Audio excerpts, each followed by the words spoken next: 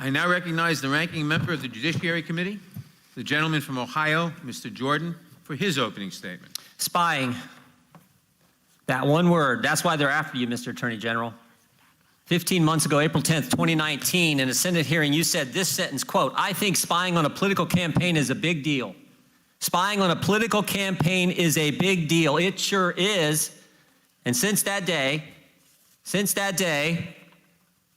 when you had the courage to state the truth, they attack you. They've been attacking you ever since, every day, every week, for simply stating the truth that the Obama-Biden administration spied on the Trump campaign. 1 year ago, New York Times headline said this, 1 year ago, quote, "FBI sent investigator posing as assistant to meet with Trump aide in 2016.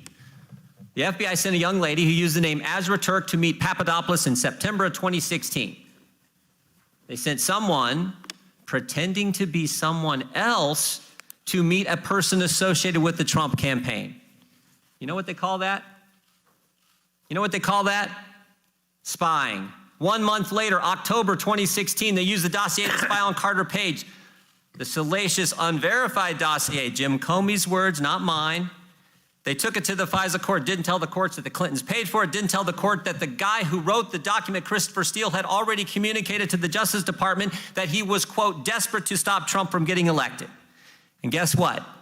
There were 15 more lies that they told the court. 17 in total. They're outlined by the Inspector General, each and every one of them in his 400-page report. But guess what? Chairman Nadler refuses to allow Mr. Horowitz to come here and testify and answer our questions about the 17 lies the Obama-Biden administration told to the secret court. The Obama-Biden DOJ opened the investigation in July. They used a secret agent lady to spy on Papadopoulos in August. They lied to the FISA court in September, and they did all this without any basis for launching the investigation to begin with. How do we know that? How do we know there was no basis? They told us. Now, they didn't want to tell us, but thanks to Rick Grinnell, who released the transcripts of their testimony, we now know there was no basis for them to start the investigation in the first place. Sally Yates, Rhodes, Samantha Power, Susan Rice. Here's what Susan Rice says. "I don't recall intelligence I would consider evidence of a conspiracy." How about James Clapper? "I never saw any direct evidence that the Trump campaign or someone in it was conspiring with the Russians to meddle with the election." Say that again. "I never saw evidence that the Trump campaign was conspiring, and yet they investigate him." There was never a proper predicate. So why'd they do it? There was no reason to do it. Why'd they do it? They told us that too. Peter Strzok, August 2016, asked, "Is Trump going to win?" What's his response? Remember, this is Peter Strzok. This is the guy who ran the investigation. No, he's not. We'll stop it." August, Peter Strzok says, "We'll stop Trump." September, they spy on Papadopoulos. October, they use the fake dossier to lie to the court. But guess what happens in November? Guess what happens in November? November 8th, 2016, the American people get in their way. 63 million of them to be exact. Now everything changes. Now the real focus is, wow, wait a minute, we didn't stop him. He won. Now what do they have to do? They have to do the cover-up. And who do they have to go after? Who's target number one in their cover-up? The former head of the Defense Intelligence Agency, the guy who's about to become National Security Advisor to the President of the United States, Michael Flynn. They can't have him hanging around because he'll figure it out. So they decide to go after Michael Flynn. 3-star general, served our country for over 3 decades. And we know they went after him because they told us that too. Bill Priestep, head of counterintelligence at the FBI, the day they interview Flynn, January 24th, 2017, his notes say what? What's our goal? To get Flynn to lie so we can prosecute him, or to get him fired? Think about what the Obama-Biden DOJ, what their administration did in the last month. The last month they were in power.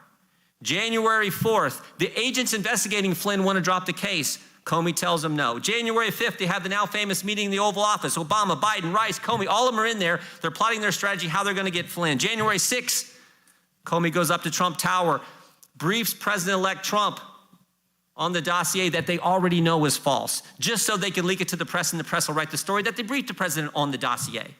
And then, of course, January 24th, the day they go set up Michael Flynn in his interview.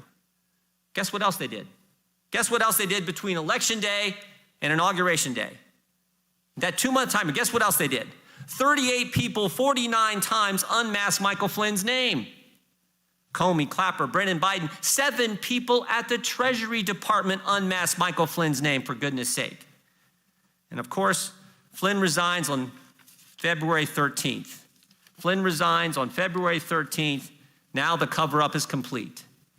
Flynn's gone, everything's fine, they think, until May 9th, 2017, when President Trump fires Jim Comey. Now they got a problem again. The guy who was going to keep it all quiet, he's been fired. Now, how do they continue the cover-up? Real simple. Jim Comey leaks his memos with the express purpose of getting a special counsel appointed to investigate something they already know is not true. And that's exactly what happened. We get 2 years, 19 lawyers, 40 agents, 500 witnesses, 2,800 subpoenas, and a $30 million cost to the taxpayer, and they come back with nothing. Absolutely nothing.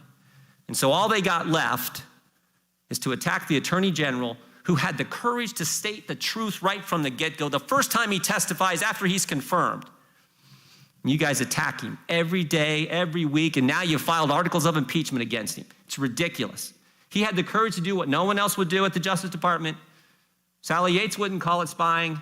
Jeff Sessions wouldn't do it. Rod Rosenstein wouldn't do it. Chris Wray sure as heck isn't going to do it.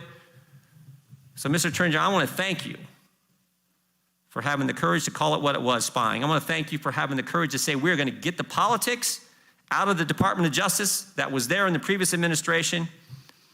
And maybe most importantly, and we're going to talk about this in our side on questioning, I want to thank you for defending law enforcement, for pointing out what a crazy idea this defund the police policy, whatever you want to call it, is, and standing up for the rule of law. And frankly, we have a video we want to show that gets right to this point. Can we play that video, please?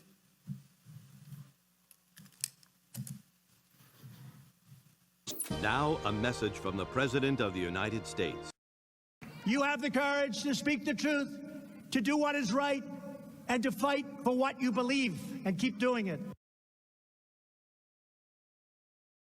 I stand before you today to declare the silent majority is stronger than ever before.